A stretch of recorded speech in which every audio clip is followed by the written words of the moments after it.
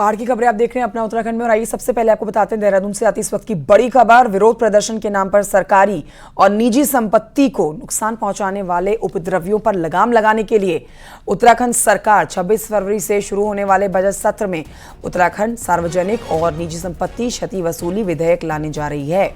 इस बिल के तहत विरोध प्रदर्शन और हड़ताल के दौरान हुए नुकसान की वसूली उपद्रव में शामिल आरोपियों से ही की जाएगी। नुकसान की भरपाई के लिए सेवानिवृत्त जिला जज की अध्यक्षता में ट्रिब्यूनल का गठन किया जाएगा। तो ये बड़ी खबर आपको दे रहे हैं। आपने देखा अभी हल्द्वानी हिंसा में जिस तरह से मास्टरमाइंड जो अब्दुल मलिक अब गिरफ्तार हुआ है। अब जो नुकसान सरकारी संपत्ति को नुकसान पहुंचाया गया है उसकी वसूली भी अब उसकी संपत्ति को कुर्क करके की जाएगी। अब ऐसे में यह बड़ा विधेयक कह सकते हैं उत्तराखंड सरकार की तरफ से। उत्तराखंड सरकार 26 फरवरी से शुरू होने वाले बजट सत्र में उत्तराखंड सार्वजनिक और निजी संपत्ति क्षति वसूली विधेयक लाने जा रही है।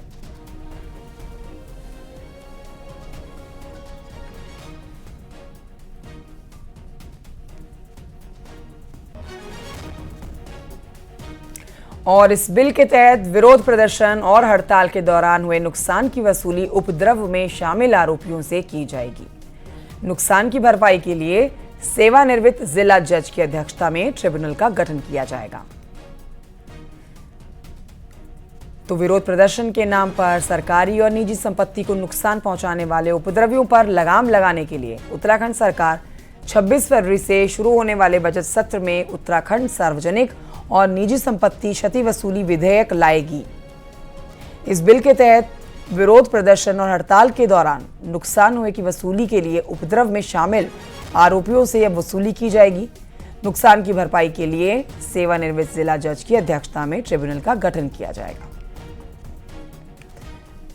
विरोध प्रदर्शन के नाम पर सरकारी और निजी संपत्ति को नुकसान पहुंचाने वाले उपद्रवियों पर लगाम लगाने के लिए उत्तराखंड सरकार 26 फरवरी से शुरू होने वाले बजट सत्र में उत्तराखंड सार्वजनिक और निजी संपत्ति क्षति वसूली विधेयक लाएगी। इस बिल के तहत विरोध प्रदर्शन और हड़ताल के दौरान हुए नुकसान की वसूली उपद्रव में शामिल आरोपियों से की जाएगी। नुकसान की भरपाई के लिए सेवानिवृत्त जिला जज की अध्यक्षता में ट्रिब्यूनल का गठन किया जाएगा।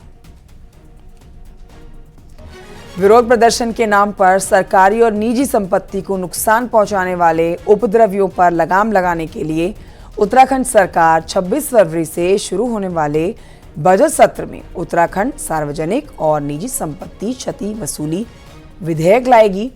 इस बिल के तहत विरोध प्रदर्शन और हड़ताल के दौरान हुए नुकसान की वसूली उपद्रव में शामिल आरोपियों से की जाएगी।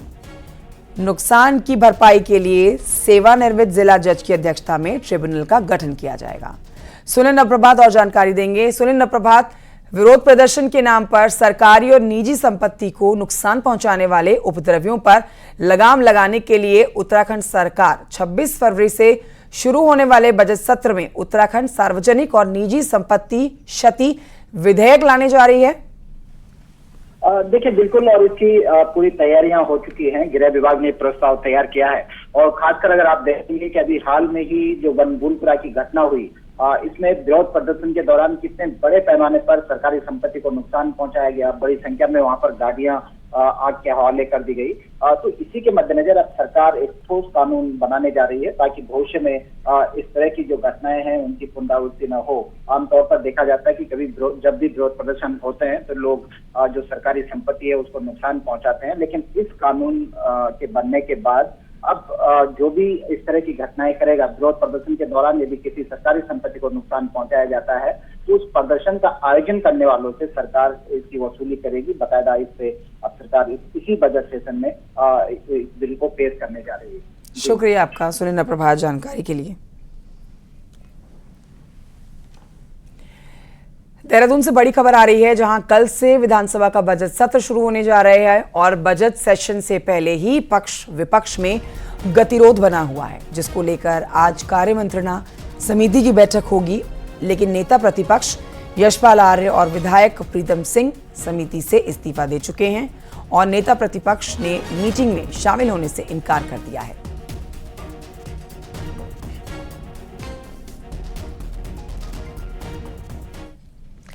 बीजेपी राष्ट्रीय अध्यक्ष जेपी नड्डा के 28 फरवरी को उत्तराखंड आएंगे। हल्द्वानी और हरिद्वार में राष्ट्रीय अध्यक्ष के बड़े प्रोग्राम करके बीजेपी कांग्रेस की मजबूत पकड़ वाले 2 मैदानी जिलों में पब्लिक का मूड बदलना चाहती है।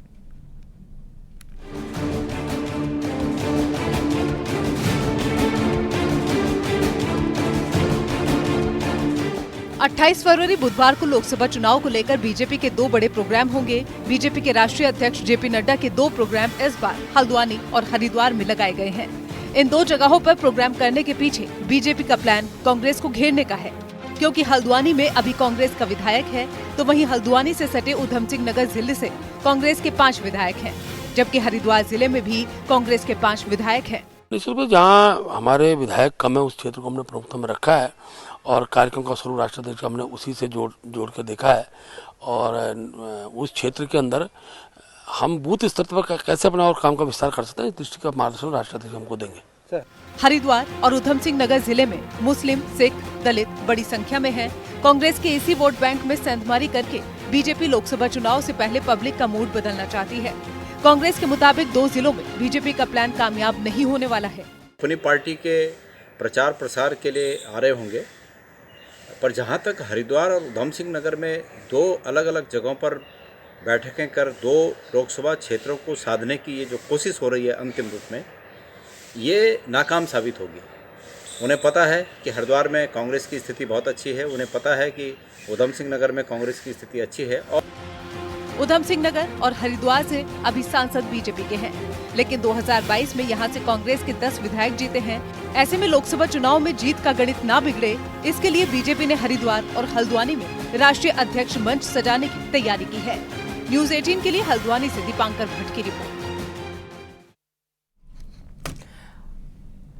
और ये बढ़ते हैं आगे। हल्द्वानी से बड़ी खबर आ रही है, जहां कल गिरफ्तारी के बाद बनभूलपुरा हिंसा के मास्टरमाइंड अब्दुल मलिक की कोर्ट में पेशी हुई, जिसके मार्च तक 10 दिन की पुलिस रिमांड पर मलिक को भेजा गया, जिसके बाद अब पुलिस मलिक से पूरे उपद्रव के बारे में पूछताछ करेगी। बनभूलपुरा हिंसा का मास्टरमाइंड है अब्दुल मलिक। शनिवार को दिल्ली से गिरफ्तारी हुई है और 8 फरवरी की हिंसा के बाद से अब्दुल मलिक फरार था।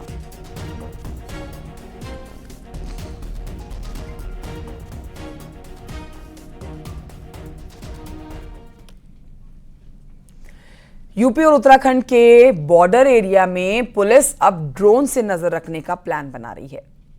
चुनाव के मद्देनजर कोडिया चेक पोस्ट के पास स्थित और उसके साथ ही सड़कों में पिकेट लगाकर चेकिंग की जाएगी, लेकिन जंगल से लगे होने के चलते कोटद्वार में अपराधियों द्वारा अवैध तरीके से आने के साथ ही अवैध गतिविधियों की संभावना बढ़ी रहती है। जंगल से लगे कोटद्वार में आने के 12 पॉइंट्स ऐसे हैं जहां पर निगरानी की जरूरत है।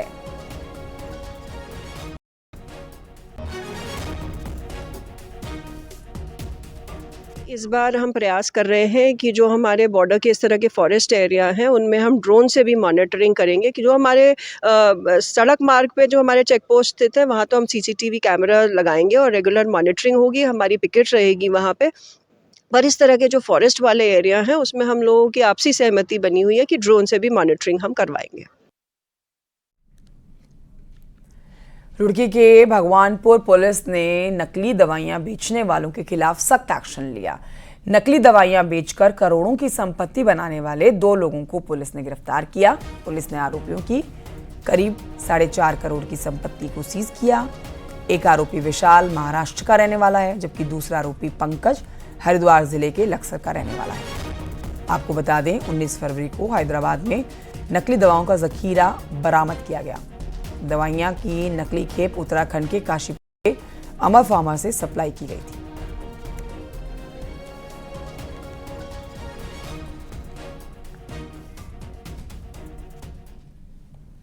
उत्तरकाशी की सिलक्यारा टनल के अंदर हजारों टन मलबा साफ करने के लिए अब ऑस्ट्रेलिया की एक फर्म की मदद लेने की तैयारी चल रही है। 3.5 महीने पहले दिवाली यानी कि 12 नवंबर की सुबह टनल में 41 मजदूर तब फंस गए थे जब धड़धड़ाके हजारों टन मलबा अचानक से गिर गया। देखिए बलबीर परमार की स्पेशल रिपोर्ट।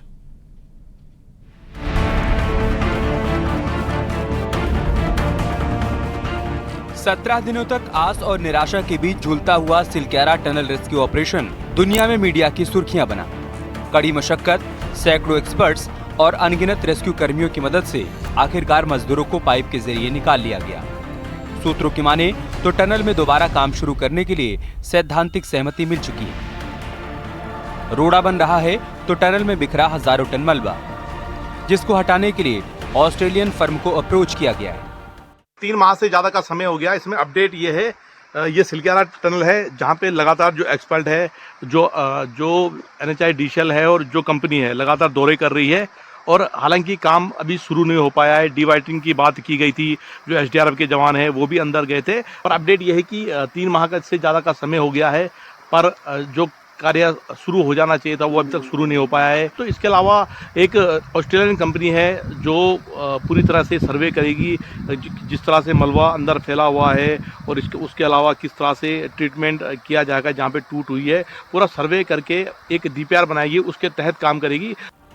दरअसल Silkyara tunnel all weather road project का हिस्सा है, जिसके बनने से उत्तरकाशी की गंगा और यमुना वैली के बीच 27 किलोमीटर की दूरी कम हो जाएगी। दोनों घाटियों में रहने वाले हजारों लोग फिलहाल टनल में काम शुरू होने का बेसब्री से इंतजार कर रहे हैं।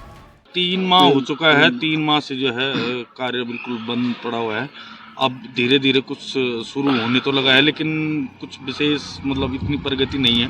कुछ पुराने इनके जो वो लोग, उनमें से 2 ही लोग पहुंचे हैं। जो 40 मजदूर फंसे थे उनमें से 2 ही लोग आए हैं। काम अभी भी शुरू नहीं हो पाया है। जिस रफ्तार की बात की जा रही थी वो रफ्तार अभी भी नहीं पकड़ पाई है। हालांकि जो NHIDCL के जो अधिकारी है वो लगातार मुआयना कर रहे हैं। जो कंपनी है यहाँ पे वो भी यहाँ पे लगातार हरकत में है, पर जो तेज़ी कार्य में होनी चाहिए थी वो अभी भी जो टनल साइड सिलक्यारा की तरफ है वहाँ देखने को नहीं मिल रही है। उम्मीद की जा सकती है कि आने वाले कुछ दिनों में कार्य अपनी रफ्तार पकड़ेगा और जो ये टनल है लगभग 500 मीटर बनना है वो कार्य हो पाएगा। बलवीर परमार, न्यूज़ 18, सिलक्यारा, उत्तरकाशी। जनपद उत्तरकाशी के ऊंचाई वाले क्षेत्र बर्फबारी के बाद पर्यटकों से गुलजार होने लगे हैं। ताज़ा तस्वीरें मौरी के सांकरी से सामने आई हैं, जहां साल की तीसरी बर्फबारी होने यहां पहुंचे पर्यटक झूमते हुए नजर आए। बड़ी तादाद में पर्यटक यहां पहुंचकर बर्फबारी का लुत्फ उठा रहे हैं। वहीं इस क्षेत्र में पर्यटकों की आमद बढ़ने से पर्यटन कारोबारियों के चेहरे खिल उठे हैं। फरवरी माह में हो रही बर्फबारी का पर्यटक जमकर लुत्फ उठाकर झूमते नजर आ रहे हैं।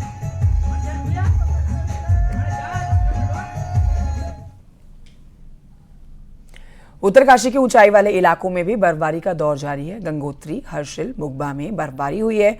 बर्फबारी की ताज़ा तस्वीरें मुखबा से आई हैं, जहां जमकर बर्फबारी हो रही है। तस्वीरों में आप साफ देख सकते हैं कि कितनी भारी बर्फबारी मुखबा और आसपास के क्षेत्रों में हो रही है।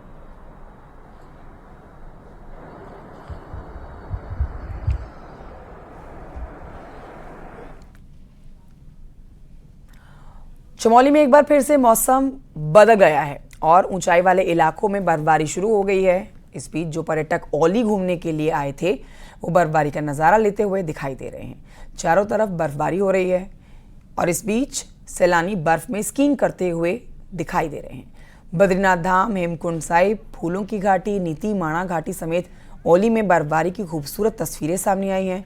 इसी बीच पर्यटक वीकेंड बनाने के लिए औली पहुंचे हैं। पहाड़ों में बर्फबारी आफत बन रही।